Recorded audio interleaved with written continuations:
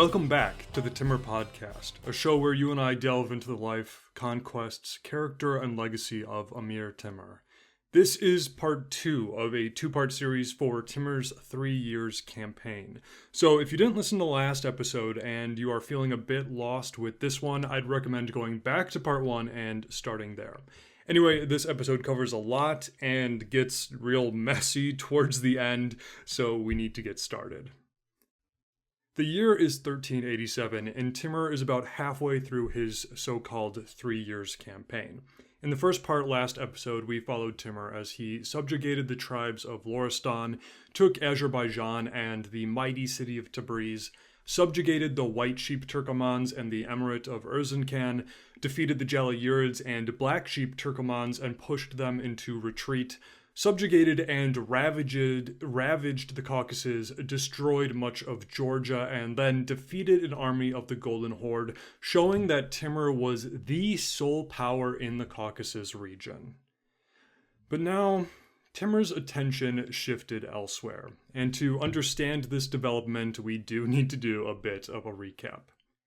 Returning to the Big Persian Five, as we've called them, 3 of the 5, the Kartids or Kart dynasty, Mazandaran, and the Sarbadars, are now firmly under Timur's control. The 4th of the Big Persian Five, the Jalayirid dynasty of Baghdad, has been scared off for now, but will be dealt with in time. But it is the 5th Persian power that we have to discuss now. And before we dive into the narrative, let's get a bit of backstory, background history. Not too much, I promise. We're only going to go back a few decades. Okay, so let's start in the 1310s. The Ilkhanate, one of the 4 Mongol Khanates, is still around and controls much of what we would call Iran, Iraq, the Caucasus, and parts of Turkey and Syria today. And while the Ilkhanate is Mongol, most of its people are not. Thus, local government was often left in the hands of whatever local population was there as long as they remained loyal to the Ilkhanate rulers. One of these local rulers in southern Persia was a man named Mubaraz al-Din Muhammad, a man of Persian and Arab and possibly a bit of Turkish descent. Mubaraz was, by most accounts, a cruel but effective leader. He gained certain leadership offices within the Ilkhanate in the year 1314 and remained a very loyal vassal to the Ilkhanate. Throughout the 1310s, 1320s, and 1330s, he basically went and did whatever the Ilkhans told him to do, and this often included putting down repeated rebellions, especially in the province of Sistan, which is in modern-day eastern Iran and western Afghanistan. As such, he was rewarded with rule over many of these regions. When the Ilkhanate collapsed in 1335, Mubaraz took full advantage of the situation and invaded many of his neighbors, many of whom had just recently been his allies or overlords. In 1340, he had seized the province of Kerman from its Mongol rulers and then continued to move south. For the next decade, he fought the Invade dynasty of Fars, which is in southern Iran today. The Invades were another breakaway dynasty that filled the power vacuum of the deceased Ilkhanate, but by the mid-1350s, Mubaraz had conquered them, giving him control of the mighty cities of Isfahan and Shiraz, which he made his dual capitals, and it now meant that he was ruler of the entire southern portion of Iran. His dynasty became known as the Muzaffarid dynasty, or the Muzaffarids of Fars, or southern Iran, and it became the most powerful state in the region in the mid-1300s. Mubaraz had so much power and influence that he was able to reject demands by the Golden Horde to submit to them and not be retaliated against. And he also regularly used his power to invade his neighbors to the west, the Jalayirids, for control over Azerbaijan and western Persia and other lands. But if one thing can be said about Mubaraz, it's that he was not a family man. In the year 1358, his own son seized him, blinded him, threw him in prison, and then had him executed several years later. This son, who was about 25 years old when he deposed his father, was a man named Shah Shoja, who we've talked about before. Shah Shoja then ruled his father's land for the next 25 years or so, and his reign was complicated, to say the least. On the political and military sides of things, Shah Shoja was not able to fill his father's boots. He was capable, but just not a conqueror. He fought the Jalayirids and other neighbors on many occasions, and he did manage to keep the status quo, but never really managed to expand his lands too considerably. Further, on the home front, Shah Shoja was constantly putting down uprisings and rebellions. It turns out that if you blind and kill your father, other family members may not accept your rule as legitimate, and Shah Shoja fought many wars against his brothers and other distant family members. Still, though, he did retain control overall and managed to keep his kingdom mostly intact, which is impressive given how divided it was at times. On a personal level, Shah Shoja seems to also have had issues, just like his father. He was a heavy drinker, often getting drunk and making rash decisions. On one occasion, he got drunk and became annoyed by one of his sons, so he ordered that his son be dragged away and his eyes removed, and this was done. The next day, once sobered up, Shah Shoja was understandably horrified by his own actions. Still, though, the histories treat the Shah very kindly generally. Despite his flaws, he was regarded as a capable administrator, a kind and generous man, prone to anger and drunkenness, yes, but also quick to rectify his actions and help and protect those under him. And there was even a bit of a cultural renaissance under Shah Shoja's reign, especially within poetry and writing, but more on that later. Both Ahmad Arab Shah and Yazdi speak very highly of this man and praise him for being a model of Islamic virtue and Persian culture. And remember, Arab Shah is a very anti-Timurid source, while Yazdi is about as pro-Timur as they come. So the fact that both of these men agree that Shah Shoja was a good man and a good ruler probably means that that's fairly accurate. So, speaking of Timur, we've mentioned this a bit here and there, but for Shah Shoja's entire reign, he remained on good terms with Timur. They exchanged presents, sent each other letters acknowledging each other's rule, and when Shah Shoja was invited to join an anti-Timurid alliance with the Jalayirids and Amir Wali, he refused. And perhaps one of the best proofs to Shah Shoja's wise character, is that he set alarms for his laundry. Okay, I'll be right back. As I was saying, perhaps one of the best proofs to Shah Shoja's wise character is that he saw the writing on the wall with Amir Timur. He knew that as soon as he died, and he was getting old, his land would be of high interest to Timur, and that it was far better to submit willingly than to resist this Chagatai ruler from the north. Thus, upon nearing the end of his life and knowing that he did not have much time left, Shah Shoja put things in order.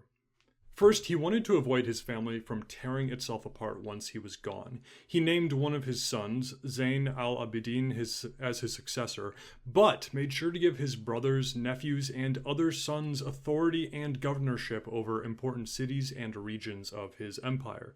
Thus, everybody gets a piece of the Muzaffarid pie, and hopefully this will keep them from all fighting for the throne. But most importantly, Shah Shoja then sent a letter to Amir Timur, and this letter, well, we actually have a copy of it, or at least the Zafarnama claims to present a copy of it, and I'm not going to read the letter. It's like 4 pages long, and it's full of fluff, just going on and on about how great Timur is, blah, blah, blah. But here's the gist of it. And even if this is not the letter, other sources also agree that there was a letter and it said basically the same thing. The message was this: Shah Shoja regarded Timur as a friend, acknowledged that he was an unstoppable warrior and defender of Islam, and then wrote his kingdom in his will to be given to Timur. His sons and nephews and brothers would be placed under the protection of Amir Timur, almost as if he was their new father. As one line in the Zafarnama's version of the letter goes, "I have always regarded your alliance and friendship as the greatest treasure that I can leave to my successors." And honestly, it's not the worst idea.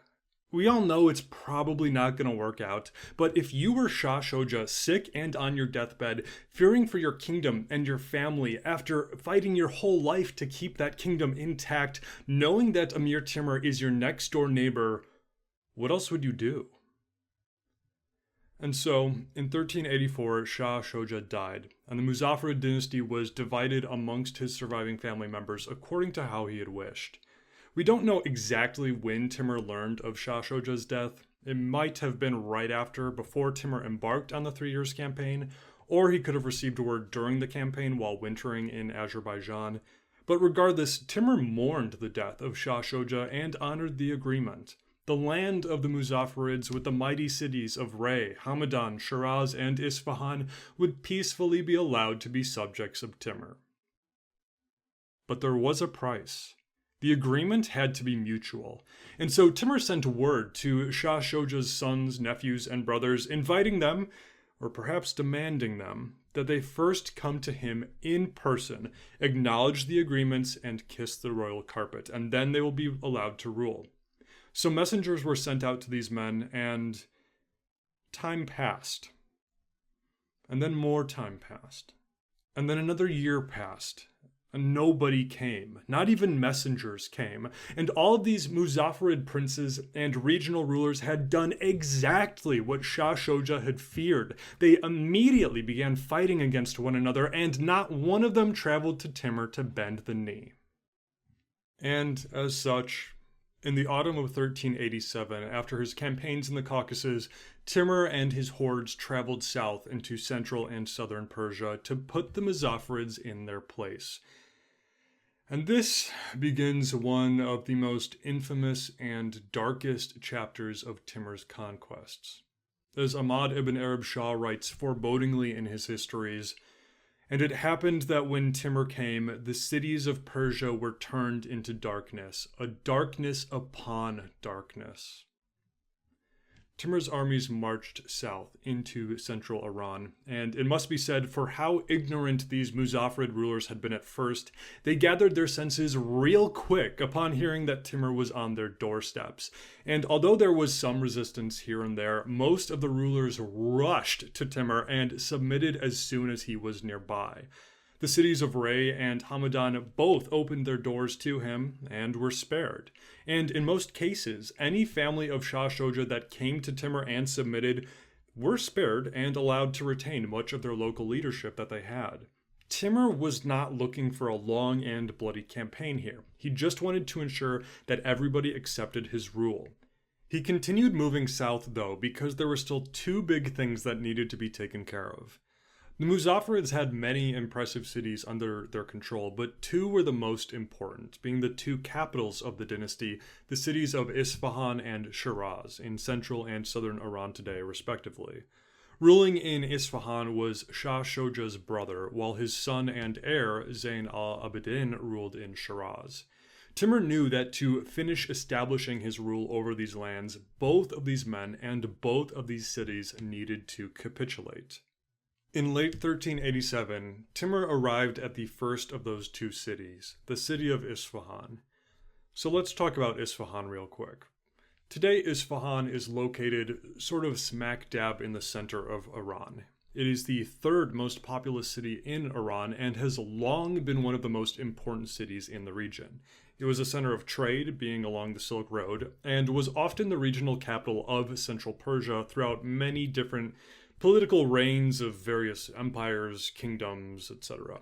It was, and is, famous for its impressive architecture, including all types of bridges, baths, towers, walls, palaces, mosques, roads, and canals. By the 1300s, Isfahan had been somewhat outdone by cities like Shiraz and Baghdad and Tabriz, but was still magnificent in its own right. When the famous explorer Ibn Battuta visited the city in 1327, 60 years before Timur's arrival, he called the city one of the largest and fairest of all cities. Similarly, Ahmad ibn Arab Shah described Isfahan as a great city, full of excellent men and teeming with nobles. Another historian, a Persian named Hamdallah Mustafi, who lived in the late 1200s and early 1300s, described Isfahan with this: "The price is fixed for corn, and other grain is always moderate here. The fruit is extremely cheap in market. Winter and other summer crops are excellent. Fruits are exported to India and Greece. Isfahan has rich pasture lands, and every four-footed beast that is fattened here becomes twice as strong as it would be if it fattened elsewhere. And I love that because it's just a great window into the wealth of the city. And as such, it was also one of the most populous cities in the region, with a population likely between 100 and 200,000 people. But now, Timur is here, before the city, demanding that it open its doors and submit. And thankfully, it does. Shah Shoja's brother, along with many of the prominent rulers, learned men, and officers of the city, all go to Timur, bow before him, and kiss the royal carpet, handing over control of the city. Timur is pleased by this, of course. No need for a long, costly, drawn-out siege or battle. He can move on to Shiraz. But of course, the city did have to now send tribute to its new overlord. So Timurid tax collectors and guards, several thousand of them, were stationed in Isfahan to collect tribute from the locals. As for Timur, he departed with his vast armies and started marching south towards Shiraz. But there's a problem back here in Isfahan.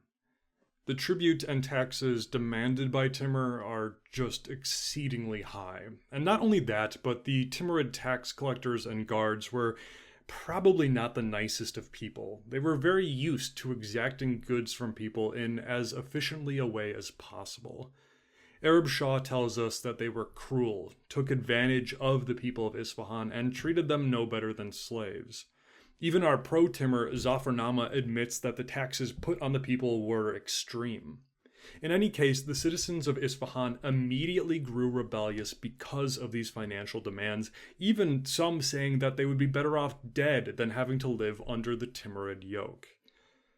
And so, a revolt was secretly organized. In the dark of night, when silence had enveloped the city, the beating of a drum began. Started by either a blacksmith or a government official, but soon joined by the beatings of other drums, all scattered around the city. And with this, the people acted, and the city came to life. Timurid guards and tax collectors were ambushed wherever they were and slaughtered. Some had their throats cut as they slept, others were mobbed in the street and killed.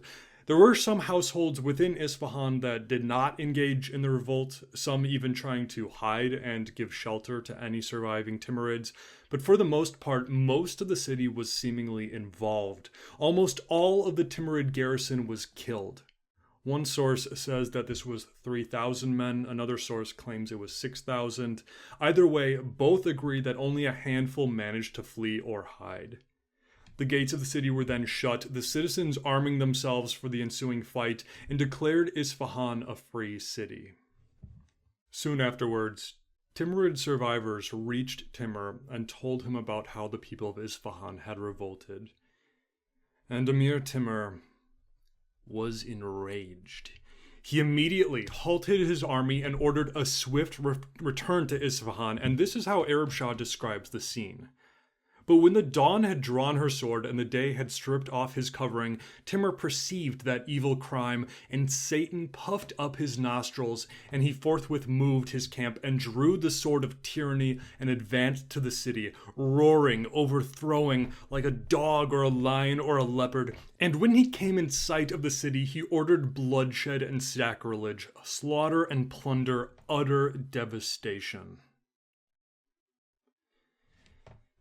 With the story of Amir Timur, there are several campaigns, several wars that stick out in history and are remembered better than others. And likewise, there are several battles, sieges, and destructions of certain cities that are always remembered whenever the name Amir Timur is spoken. This is one of those infamous moments. It is the end of 1387, and we have reached the fall of the city of Isfahan. The battle, if it can be called that, was over before it began. The Timurids had siege engines, corps of engineers whose entire job was nothing but overcoming city walls, and tens upon tens of thousands of some of the finest and most experienced soldiers in the entire world. Isfahan didn't stand a chance. The walls were demolished or overcome, and the Timurids swept into the city like an unstoppable flood. Amir Timur ordered that any learned men, scholars, architects, poets, that if possible they be spared. Similarly, the few households that had tried to protect the Timurid tax officers and soldiers during the rebellion, they should be guarded and spared as well. Now, normally, everybody else in the city would be enslaved, made subject to even greater taxes and humiliations, and anybody actively defending would be killed. That was just standard military procedure of the time. Not so now. Timur wanted to send a message. As the Zafarnama coldly summarizes, the emperor ordered that all of the inhabitants be put to the sword. Not only that, but every Timurid soldier, from the highest officer to the lowliest foot soldier, was ordered to collect a certain amount of human heads, which had to be presented to their superiors. And these men knew that orders from Timur should not be ignored. The slaughter of the people of Isfahan ensued. This is how Arab Shah describes the nightmare. All crops were destroyed. Women's breasts were cut off, infants were destroyed, bodies were dismembered, honor was insulted, children were abandoned, the carpet of pity was folded up, and the blanket of revenge was laid out. Nor did he pity the aged for his age, or the infant for his infancy, or honor the learned for his learning, or the educated for his excellence, or the noble for his blood, or the eminent for his dignity, or the stranger for his strangeness, or the kinsman for his kinship, or the Muslim for his faith, or the weak for his weakness. Altogether he showed pity to none of the townspeople. Arab Shah also includes a story in which several abandoned babies from Isfahan were gathered by concerned Timurid soldiers and brought before Timur himself and placed at his feet. At first, Timur was distressed at the sight of the abandoned children, but upon learning that they were from Isfahan, he himself rode his horse forward over the children until their cries were silenced. And although that story is almost certainly a myth, thankfully, it does illustrate the utter devastation of human life that was so callously ordered by Amir Timur. Everybody was killed. And meanwhile, the gruesome act of beheadings began as each Timurid gathered the necessary heads per Timur's orders, because if they didn't produce their quote of heads, their own heads would be taken in place. And Yazdi, who, remember, is extremely pro-Timur, Yazdi admits to the ensuing scene that took place. So many of Timur's own men were disgusted by the beheadings and killings, and some even refused to do it. That is, they refused to do the actual act of beheadings. They were Muslims killing Muslims, and many just refused. Still, though, in order to save their own lives, they needed the heads. So a market quickly established itself, a market for human heads. Those who had refrained from the killing and the beheadings, buying heads from their compatriots who were not held back by such ethical beliefs. And at first, a soldier could buy a human head for about 20 dinars, but over the next few days, the laws of supply and demand kicked in, and more heads were being gathered, and the price just plummeted. 10 dinars. 5, 3, half of one, and finally, human heads were just free. No more quotas were needed, but the surplus piles of heads kept growing. An entire city's population killed and beheaded. Estimates for the dead range from 70 to 200,000. And then, in an act that would become one of Timur's infamous signatures, all of the heads were gathered, the corps of engineers came forth, and monuments of construction were raised. 28 towers and pyramids of human heads were erected all around the perimeter of the burning city, a message to the rest of a message to the rest of the world what would become of those who revolted against Amir Timur. The people of Isfahan were wiped out in an instant, in the most gruesome of ways. Even our Timur apologist Yazdi admits, quote, In short, since the wars of Timur began, God has not made any people feel a more cruel effect of his wrath than this. With the smoldering ruins and rotting towers behind him, Timur and his army proceeded to march to Shiraz and finish the task at hand. Well, upon hearing of the fate of Isfahan, all of the remaining Muzaffarid princes and rulers ran to Timur to submit, and this included Shah Shoja's heir and son, Zayn al-Abidin, who kissed the royal carpet and opened the gates of Shiraz to avoid its destruction. Thus, thankfully, the city and people of Shiraz were spared and allowed to continue as Timur's subjects. The best learned men, scholars, and teachers of the city were sent to Samarkand, tributes and taxes were set up, and local government put in place, but nobody dared defy these orders or even think of rebellion. And thus, all of the kingdom of Fars, all of the domains of the Muzaffarids fell to Timur's control, giving him rule over almost all of Iran. During the winter of 1387 and 1388, he and his army stayed here in Fars, feasting, pillaging several neighboring regions that had hesitated to submit, and celebrating their victory. It is also during this time that Timur encountered a certain fascinating man. This man is known to history as Hafez. And initially I was only going to mention Hafez, but the more I read about this man, or more accurately, the more I read his works, the more I realized that he is as important a man to history as Timur himself. And unfortunately, I had never even heard of Hafez prior to a year ago. So I want to take a few minutes here to pause the narrative and talk a bit about Hafez. But his story does intermingle with Timur's story, so don't worry, we will return to Timur soon. But here it goes. I mentioned earlier that during the reign of Shah Shoja, southern Iran experienced a bit of a cultural renaissance. Well, chief among men of this renaissance was Hafez.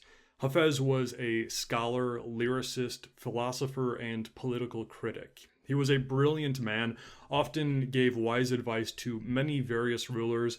Oh, and he also memorized the entire Quran and recited it often, which my copy of the Quran is in small print, 440 pages long. That's pretty impressive. But most of all, Hafez is one of the greatest poets who has ever lived. We're talking Shakespeare level of poet and writer. Hafez's life, like many poets, was full of tragedy. Some of his poems were criticisms of politics, and as such, he had to flee for his life on more than one occasion. In most of his poems, he speaks highly of Shah Shoja, who was his contemporary and his patron, but this friendship wasn't always great. On one occasion, Shah Shoja tried to kill Hafez, and Hafez had to flee his home in Shiraz until tempers cooled off. So although he was a man of the pen and of the poem, he was often thrown about by the politics of the time. The Divan, which is a collection of many of his works, and is completely free to read on archive.org, by the way, it has an introduction, and I like how one translator describes Hafez's situation in history. They say this: his delicate love songs were chanted to the rude accompaniment of the clash of arms. Speaking of love songs, most of Hafez's poems concern the concept and experience of love. And this was a man who was no stranger to love, and unfortunately, just as true, he was no stranger to loss. Hafez lost his wife as well as his only son, and his life was a forever torment without them. And look, like I said, I only intended on mentioning Hafez before moving on, and further, I like poetry, but I'm not obsessed or super into poetry as some people are. I'm not criticizing you if you like poetry, goodness, no. I'm saying that I haven't dipped my feet into it enough. If you were to ask me prior to this week who my favorite poet was, I would probably not have an answer for you. But while researching this episode, I decided to look into Hafez's poetry a bit, fully expecting it to be like every other boring poem I had to read in high school, and for it to probably be clunky because of being translated into English, not really grabbing my attention, blah blah blah. Well, my friend, I am an idiot because as soon as I started reading his poems, even in English, I was glued to them. I read his entire Divan collection in one sitting for hours. And yeah, there were some tears several times in those hours. Now we're going to return to Hafez, and I'm going to share some of his work. And then I might go on an unhinged philosophical rant to wrap this episode up. But before we do that, let's return to Timur and the ending of the 3 Years campaign. And to help us do that, and also because it's been a little while, let's do a quick check-in with Timur's sons. If you'll remember, Timur had 4 sons. There's a bit of debate as to just who was the oldest, but generally it's agreed that Jahangir was the eldest son. And as we heard many episodes and many months ago, Jahangir died of a fever or sickness back in the year 1376, leaving Timur devastated. Timur's second son, Umar Shaikh Mirza, was currently back home in Samarkand, governing and protecting the Timurid homeland, while continuing to send Timur support and supplies and reinforcements. And he would be about 31 or 32 years old where we are now, in the winter of 1387 and 1388. Timur's third son, Prince Miran Shah, was with Timur now and had accompanied him on the 3 Years campaign. Miran Shah would be about 22 years old now, and was one of Timur's most trusted and acclaimed generals. Finally, Timur's fourth son, Shahrukh, was probably about 13 years old or so, and he too was back home in Samarkand, being raised and educated by the various ladies and wise men of the courts. Alright, so Timur spends the winter of 1387 and 1388 in the land of the conquered Muzaffarids, meeting with the local rulers, setting up tribute and local government, feasting and rewarding his troops, and resting from campaign. But this is when messengers arrive from his son Umar Shaikh Mirza. There is news from back home, and it is not good news. It is true that in the year prior, Timur's forces had routed an army of the Golden Horde, which had crossed into the Caucasus, and here Timur not only spared the captured enemies, but sent them home with gifts, supplies, and a message urging their lord, Khan Toktamish, to remember the alliance and ties he had with Amir Timur. Well, the message fell on deaf ears. For while Timur and his armies were ravaging the Caucasus and southern Persia, Toktamish had proceeded with the unthinkable. He sent his vast Golden Horde hordes into the flank and the heart of Timur's empire, straight into Timur's homeland of Transoxania. Along the way, these armies of the Golden Horde joined forces with the people of Khwarezmia, who Timur had conquered years before, but who were more than happy to join in revolt against him. This combined host struck deep into Timurid territory, enslaving thousands, pillaging and burning farmlands, destroying and looting towns, and sweeping everywhere like a flood. Even in the Fergana Valley, where Timur had spent much of his childhood, bands of horde warriors were spreading destruction. One of Timur's palaces at Karshi was burned to the ground, and then things only got worse. The Moguls of Mogulistan, who had not threatened Timurid land recently, well, seeing the prime opportunity, they joined with the Golden Horde and the Khwarezmian rebels and attacked from the east. Now Timur's homeland was being threatened on 2 sides. Scouts and raiding parties were seen from the very walls of Samarkand and Bukhara, the 2 Timurid gems of the region. The suburbs of Samarkand outside the city were even looted and destroyed, and Bukhara itself was put under siege. But Transoxania was not left completely undefended. Timur had always known that threats could arise here. I love one of the sentences historian René Grousset uses when describing Timur's foresight in not leaving his lands unmanned. René says this: Timur must also have felt the Transoxanians' unconscious but fundamental dread of the northern hordes. This was a land and a people that had been invaded many times. As such, instead of bringing his eldest living son, Umar Shaikh Mirza, with him on campaign, Timur had placed him in control and in charge of the homeland. Umar Shaikh was a very capable administrator and military commander, although he was at times a bit hot-headed. He was the son of Amir Timur, after all. But the Zafarnama praises Umar Shaikh, saying he was one of the most valiant and dauntless men of the age.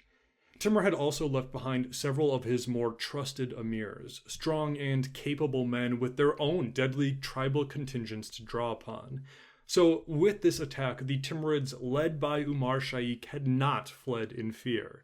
No, Umar Shaikh gathers the tribes, gathers the militias and the soldiers of the cities of the homeland, and marches out to meet the Golden Horde. The two armies met in battle near the city of Otrar in modern-day eastern Kazakhstan, although it is a ghost town today. The Zafarnama calls this battle the Battle of Juklik, and we're told that the battle lasted an entire day, with both sides proving their valor. But fortune was ultimately against the Timurids. Amir Abbas, one of the Timurid commanders and a friend of Timur, was wounded by an arrow and had to be pulled out of the fighting. As for Prince Umar Shaikh, he himself was in the heaviest parts of the combat, saber and lance in hand. He and his bodyguards were like vipers, driving directly into the enemy, pushing deeper and deeper inwards.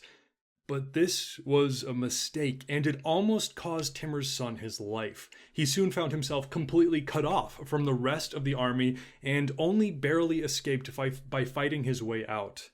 The rest of the Timurid army, though, lost track of him in the chaos, and fearing that he had been slain, the Timurids rout. The Golden Horde avenged its defeat in the Caucasus and was victorious. Victorious here in Timur's own homeland, not too far from his capital of Samarkand. Thankfully, Umar Shaikh and most of the army had managed to escape, so he soon rallied them again, and this time he took them east to fend off the invading Mughals. Perhaps he would have better luck here. But this was not to be. Umar Shaikh's forces were defeated for a second time, and they had to flee inside the nearby city of Andijan, which is in eastern Uzbekistan today. The Mughals were hot on their heels, though, and soon surrounded the prince and his remaining soldiers inside the city. But for a third time, Umar Shaikh proved himself free of fear as he led the army in a sally out from the city and met the enemy in the field. The Timurid prince fought fiercely, but once again, in his passionate, if not crazed bravery, strayed too far away from his troops. He was only saved by his bodyguards and a trusted emir, by them literally grabbing and dragging his horse by the bridle back to Timurid lines. The battle was somewhat inconclusive. The Timurids were forced to retreat back into the city as they were unable to break the Mughals, but the Mughals did give up the siege and returned home, satisfied with the loot and the slaves they had gathered. But the situation here is desperate. Umar Shaikh's army was now firmly demoralized and significantly weakened, and the Golden Horde and Khwarezmian rebels were still ravaging all of Transoxania. The only good news was that the enemy eventually pulled off the siege of Bukhara, but several trusted Timurid emirs had died in the fighting. It was a heavy cost. And this is the news that arrives to Timur. And as one can expect, he is absolutely furious. Furious that the Mughals had returned, furious that Khwarezmia had revolted against him, and furious that Khan Toktamish of the Golden Horde had refused peace with Timur and had instead chosen war. Peace between Timur and these peoples was no longer an option. He quickly sent word to his army and other military contingents that were scattered across his empire, make way to Transoxania with as much haste as possible. The Muzaffarid leaders, Shah Shoja's family members, were allowed to rule their father's lands, as had been agreed upon, with the understanding that they were Timurids now. They agreed to this, of course. What choice did they have? And Timur returned home with his armies. By the beginning of 1388, Timur had returned to Samarkand, bringing an end to his violent but successful 3 years campaign. Still, though, the past few months had shown Amir Timur and had shown the world that his realm was anything but secure. The questions of what to do with the Mughals, the Khwarezmians, and the Golden Horde had to be answered now, and it had to be answered fast. Because already the lands Timur had only just conquered were brewing with whispers of revolt and independence. The lands that Timur had soaked with blood would likely soon be wet again. And that, my friend, is where we will leave the narrative of Amir Timur for today. Well, pretty much. But before we wrap things up, I want to go back to the poet Hafez and then maybe do something else. The rest of this episode is going to be a bit different. Maybe. I don't actually know. I might end up cutting it all out. But I'm going to share with you a bit more about Hafez, some of his works, and then take you through a trip through my own mind and the philosophical crisis that has haunted my last few weeks. But other than the next few minutes, there's probably not going to be too much strict history, just the ramblings of a madman. So if you're here only for the history, I totally respect that, but you'll probably just want to end here though, or in a few minutes. And if you do want to join me for the rest of this, good luck, my friend. All right. So Hafez, or Hafiz as he's sometimes called, it is most likely that Timur and Hafez met after Timur subjugated the land of Fars and the city of Shiraz surrendered.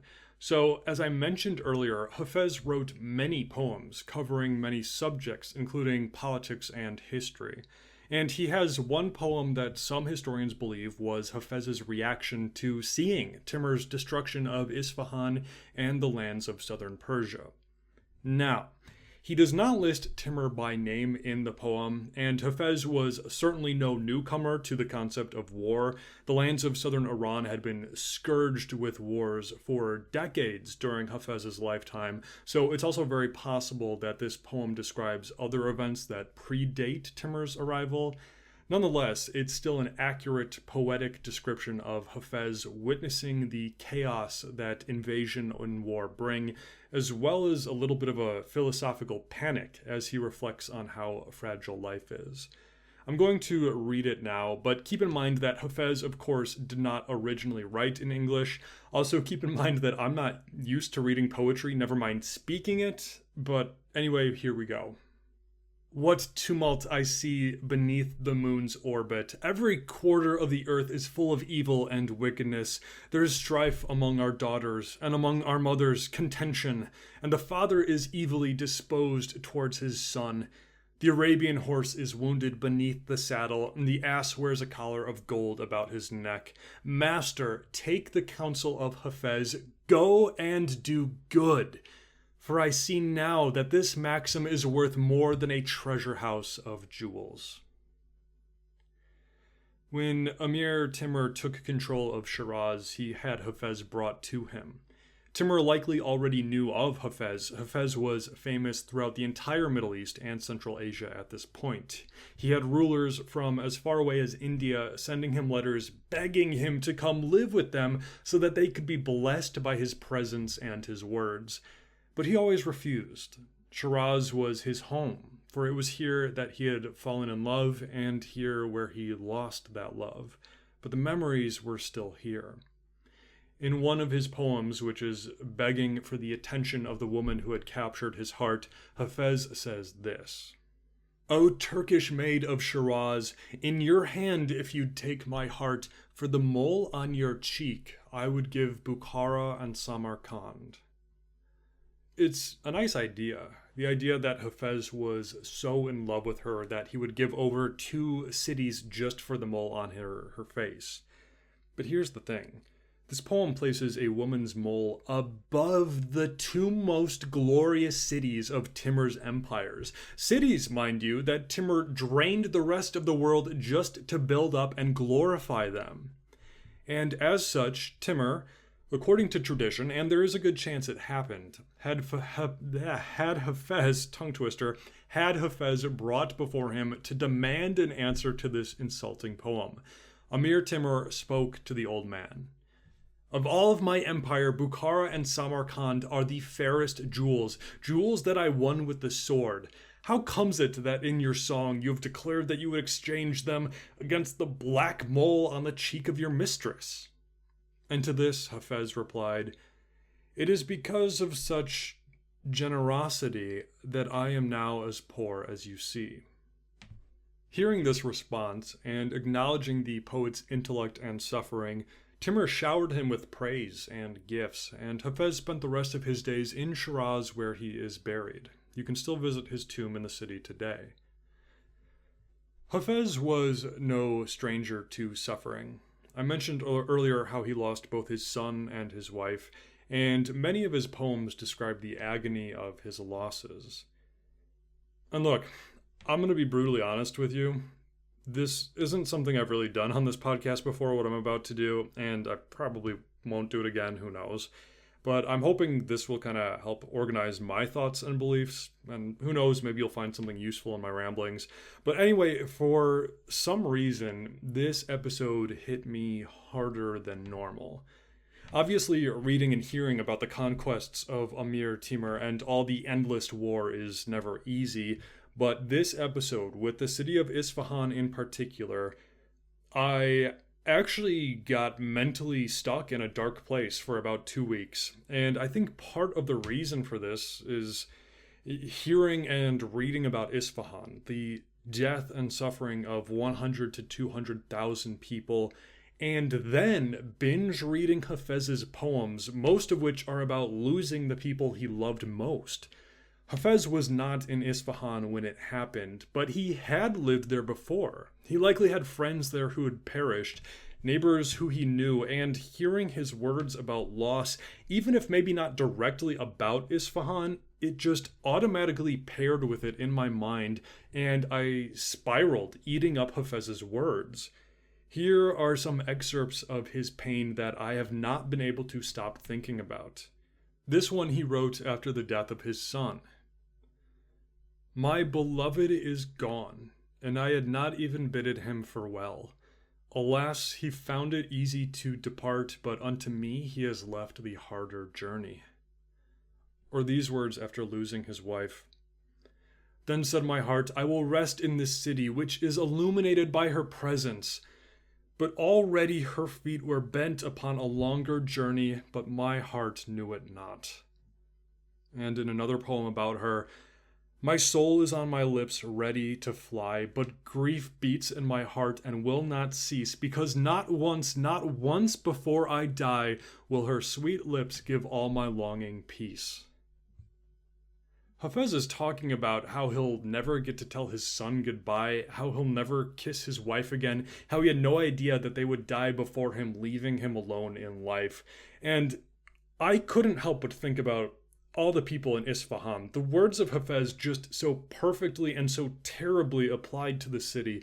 The tens and tens of thousands of them, the families, the parents and children, the wives and husbands, sisters and brothers, how many of them knew that their days were numbered in the autumn of 1387? How many of them said goodbye to each other not knowing that this was the last time they would? It's too much. It's too much to comprehend. But now you're deep in my mind, so let me show you around further. I love history. You know that, right? And yeah, medieval history is by far my favorite time period, but I love all history. And I'll find myself going on different research rabbit trails all the time. And recently, I have found myself where I often do heavily interested in World War II, but in particular the history of Imperial Japan and the war in the Pacific. And on one of my late night research journeys about a month ago, I came across something that I just could not get out of my head. You didn't think we'd be talking about World War II today, but here we are. Early 1945, getting closer to the end of the war, the Japanese are on their last legs. During the end of the Burma campaign, as the Allies finally managed in pushing the Japanese back, the Battle of Ramri Island occurred. Ramri Island is an island in modern-day Myanmar, and by all accounts, this was a very minor battle in the vast scale of the war. British and Commonwealth forces landed on the island and pushed back the 1,000 or so Japanese defenders. The Japanese soldiers, low on supplies and without reinforcements, were forced to flee into the jungle and the swamps. And during the night, and this is what makes the battle infamous, the Japanese were slaughtered and eaten by the vast amount of crocodiles that were living in the swamps. The Japanese soldiers had inadvertently starved the crocodiles in the years of occupation by killing all of the other animals for meat, leaving the crocodiles starved. And during the night, the Allied soldiers listened, horrified, to the sounds and screams of hundreds of men being feasted upon. Reportedly, only about 20 Japanese soldiers made it out of the jungles alive. A truly horrifying story, but if you're like me, when I heard this, I had my doubts. So I dove into it a bit and, wait. There are several eyewitness accounts from reliable Allied soldiers seeming to confirm this story. What? The Guinness Book of World Records even entered this in as a record for the highest human fatality occurrence by animal? This can't be right, so I dove deeper. Okay, here we go. Modern day zoologists doubt that there could ever have been that many crocodiles in this place and time. And here's a historian that said it was impossible. But then again, here's another historian that says crocodiles probably killed many, but wounds and drowning killed the others. And here's a Japanese veteran who says he simply does not know what happened. And here's the thing. This bothered me. This bothered me deeply. And that almost doesn't make sense, because in the grand scheme of things, how many people died in World War II? Like almost 100 million? In the grand scheme of things, 1,000 Japanese soldiers is pretty close to nothing. But the fact that we simply don't know what happened to them bothered me for a long time. 1,000 men just gone. Not just gone from life, but from history. We don't even know where they went or what happened, just in an instant gone. And all I'm thinking is how utterly disposable and meaningless their lives were to their superiors. And how many more from the Second World War alone not just died, but were erased and forgotten. How many names do we not even know? And that's just a single war. How many names are gone forever? How many people's memories, how much experiences of suffering as if they never existed? Hundreds of millions? Billions? It's utterly incomprehensible. And this whole time I'm panicking. Is this it? Is human existence and suffering meaningless? It's like that terrifying quote from none other than Joseph Stalin. The death of one man is a tragedy. The death of 1 million men is a statistic. Surely there has to be tragedy and meaning and memory to the statistics. But I spiraled deeper and darker, and then as I'm writing this very part of the episode, a family member calls me. She needs my help right now. Things aren't looking good with another family member of mine, a man who is very important to me. So I go, and it's a nightmare. The man's mind is disappearing before my eyes. We don't know if it's dementia or Parkinson's or who knows, but he can't even remember the sentence I said to him 5 minutes prior, and the memory loss gets worse every time I see him. And as I'm finally driving home that night, I'm just utterly overwhelmed with despair, whether it's the entire city of Isfahan, or the dead wife and dead son of a poet, or the disappearance of 1,000 Japanese men, or the failing memory of somebody who is of my own flesh and blood. What even is the point of human tragedy? Does it matter at all? I'm getting married this coming December. 3.5 years ago, I never expected to meet somebody like her, but there she was. And one of the very first things I noticed about her was her empathy. Her empathy for all those who are suffering, and her love for all that is living is just deeply inspiring. And one of the ways in which she lives this out is with animals. Now, she and I both love animals, but she takes it to a different level. If I'm driving and I see a dead animal in the street, I'll get sad. I will. But then it passes, and I forget. Not her. If she sees a dead rabbit or a dead bird or anything, it will utterly ruin her day, because she's thinking about what its life was like, whether it suffered or if it has a family left somewhere. And it will happen often. We'll be driving, say there's a dead rabbit in the road. She is immediately distraught. And then there he is, that pessimistic side of me, where I just want to say, do you know how many rabbits get hit by cars? Do you know how many animals die every single minute? But I don't say that. I comfort her. And guess what? Over the past few years, I've noticed 3 changes in myself thanks to her many moments of crying in the passenger seat. Number 1, I find myself thinking about the animal I see, and I remember the animal more after I pass it. And not in a morbid way, but in a way of appreciation. Number 2, I didn't even catch myself doing this at first, but I drive slower in wooded areas, being more careful not to hit anything accidentally. And number 3, when I see living rabbits, or whatever animal it was, I enjoy observing their life and their beauty even more than I did before. And maybe none of that makes sense. Maybe I'm shouting at the void. Maybe I'm just stupid. But somehow my fiance crying over a dead bunny helped me find some level of peace while digesting the evil side to human existence. It will never be full peace, and it never should be. The evils of our shared past should shock us, should scare us, should haunt us. For you and I both know that those who do not remember or study the past are doomed to repeat it, and it's our sacred duty to those who suffered to do all that we can to prevent others from sharing their experience. But there's more to the memory of suffering. I have to use the memories of evil and of suffering and of loss as motivation. As we heard Hafez say earlier when seeing destruction all around him, "Master, take the counsel of Hafez, go and do good. For I see now that this maxim is worth more than a treasure house of jewels." Then also, I have to let the death of a rabbit grow my appreciation for when I see them alive, hopping in the fields and eating clovers. It's a dream of mine to visit Isfahan someday. Because well over 2 million people live there, it's the third most populous city in Iran, and I want to walk the streets. I want to shop in the markets, visit the mosques, and talk with the people. I want to be in the place where, despite his best efforts, Timur ultimately failed to destroy a city and failed to erase the memory of a population, and I want to celebrate those failures. And so I think that's about it. I don't have things figured out. I probably never will. But maybe I understand one more thing about life than I did yesterday. And if that's the case, then I think it was probably a good day. I want to finish this episode with a poem of Hafez, probably one of my favorite poems, one that I've reread many times, and it's about memory, using the memories of hard times to better enjoy the good times, and using the memory of good times to prevail through hard times. And the poem is entitled, "Forget Them Not." Here it is. Forget not when dear friend to friend returned. Forget not days gone by, forget them not.